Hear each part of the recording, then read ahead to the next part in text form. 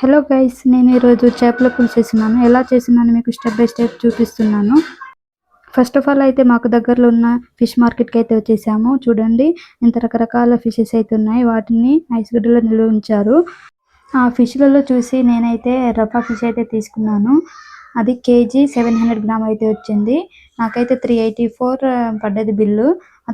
ఫిష్ని అయితే ఇంటికి తీసుకొచ్చాను. కల్లుపుతో మనం నెమ్మదిగా కడగాలి. దాంట్లో మనకి ముళ్ళు ఏమైనా కుచ్చుకుంటుందేమో చూసి కడగాలి. తర్వాత వాటర్ పోసి కడగాలి. అది 3-4 టైమ్స్ అలా కడగాలి. వాళ్ళు మంచిగా క్లీన్ చేయరు కాబట్టి మనం చూసి క్లీన్ చేసుకోవాలి. తర్వాత నేనైతే 2 ఉల్లిగడ్డలను 4 టమాటాలను తీసుకున్నాను. మీకు ఎంత క్వాంటిటీ కావాలో మీరు కూడా అంతే క్వాంటిటీలోనే తీసుకోండి.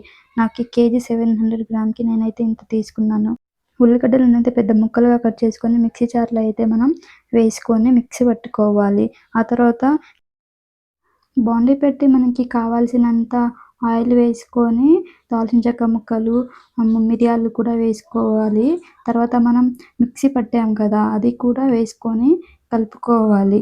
దీంట్లోనే ఉప్పు, పసుపు, అల్లం వెల్లుల్లి పేస్ట్ కలపాలి. తర్వాత నేను టమాటాలను తీసుకుంటున్నాను చెప్పాను కదా, 4 టమాటాలను కూడా పెద్ద ముక్కలుగా కట్ చేసుకొని మిక్సీ జార్లో వేసి మిక్సీ పట్టుకొని మిక్సీ పట్టింది మొత్తం ఇంతకుముందు మనం మిక్సీ పట్టాం కదా టమాటాలు, అవి కూడా మనం బౌండీలోకి వేసుకొని కలపాలి. తర్వాత మనం దాంట్లో కొంచెం వాటర్ కూడా వేసి కలపాలి. తర్వాత చింతపండుని 10 నిమిషాలు నానబెట్టి చింతపండు రసం వచ్చేటట్టు కలుపుతూ ఉండాలి. కొంచెం వాటర్ వేసి కలుపుతూ ఉండాలి. తర్వాత దాంట్లో ఉన్న గింజలను కూడా తీసేయాలి. ఇంకా చూడండి మనకి కర్రీ ఎలా ఉందో, ఆయిల్ మొత్తం పైకి వచ్చింది చూడండి. తర్వాత నేను కారం వేసుకుంటున్నాను. మనకి కారం, ఉప్పు తగినంత వేసుకుంటేనే ఫిష్ కర్రీ అనేది నెక్స్ట్ లెవెల్లో ఉంటుంది మనకి. నేనైతే 4-3 స్పూన్లు అయితే కారం వేసుకున్నాను. తర్వాత కలుపుకోవాలి. మనకి ఎంత కలుపుకుంటే అంత మంచిది. తర్వాత మూత తీసి మనకి కర్రీ ఎలా ఉందో చూడండి.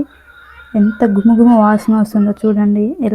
ఎలా ఉందో మనం తింటే కానీ నెక్స్ట్ లెవెల్ ఉంటుంది. చూడండి ఆయిల్ మొత్తం పైకి వచ్చేసింది. తర్వాత చింతపండు రసాన్ని దాంట్లోకి వేసుకోవాలి. దాంట్లో రసం వేసిన తర్వాత మనం అలానే కలుపుతూ ఉండాలి. తర్వాత కొత్తిమీర కూడా కొంచెం తీసుకొని చిన్న చిన్న ముక్కలుగా కట్ చేసుకున్నాను. వాటిని కూడా రసం వేసిన తర్వాత మనం మూత తీసి చూస్తే చూడండి ఎట్లా ఉందో. మంచి వాసన వస్తుంది. బాబా చూడండి ఎట్లా మనకి వాటర్ ఒకవైపు ఆయిల్ ఒకవైపు వచ్చేసింది చూడండి.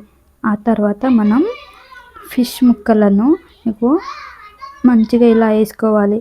అన్నీ ఒక దగ్గర కాకుండా అక్కడక్కడ వేసుకుంటేనే మనకి అనేది ఫిష్ మంచిగా ఉడుకుతుంది. ఫిష్ ముక్కలు అనేది మనకి విరగదు. అది అలానే మంచిగా ఉంటుంది చూడండి. ఇలా వేసుకోవాలి. మనకి ఇలా వేసుకుంటేనే ఎంత రుచిగా అంటే అంత రుచిగా ఉంటుంది చూడండి. మనం ముక్కలను కూడా ఎక్కువసేపు మనం కలపకూడదు. ఫిష్ ముక్కలు వేసిన తర్వాత ఇట్లా అనుకోవాలి. చూడండి నేను ఎలా చేస్తున్నానో మీరు కూడా అలానే ట్రై చేయండి మీ ఇంట్లో. ముక్కలు ఇలా ఉడికిన తర్వాత కొబ్బరి పొడి అనేది వేసుకుంటున్నా చూడండి. మా ఇంట్లో స్పూన్లు ఉన్నాయి కానీ ఆ టైంకి నాకు దొరకట్లేదు, అందుకనే నేను చేతితో వేసుకుంటున్నా. చూడండి ఎంత ఉడుకుతుందంటే అసలు ముక్కలు అనేది ఒక్కటి కూడా విరగలేదు. చూడండి ఎట్లా ఉడికినాయో ముక్కలు. తర్వాత నేను ధనియా పౌడర్ కూడా వేసుకుంటున్నాను. తర్వాత వాము, వెల్లుల్లిపాయలు కాల్చి కచ్చాపచ్చాగా దంచి అవి కూడా వేసుకుంటున్నా. చూడండి మనకి ఫిష్ ముక్కలు ఇలా మంచిగా ఉడికిపోయింది. తర్వాత నేను కొత్తిమీర కూడా వేసుకుంటున్నా. ఈ కర్రీ మీ ఇంట్లో ట్రై చేయండి. మీకు ఎలా వచ్చిందో కామెంట్ చేయండి, లైక్ చేయండి, సబ్స్క్రైబ్ చేయండి. Bye friends, bye.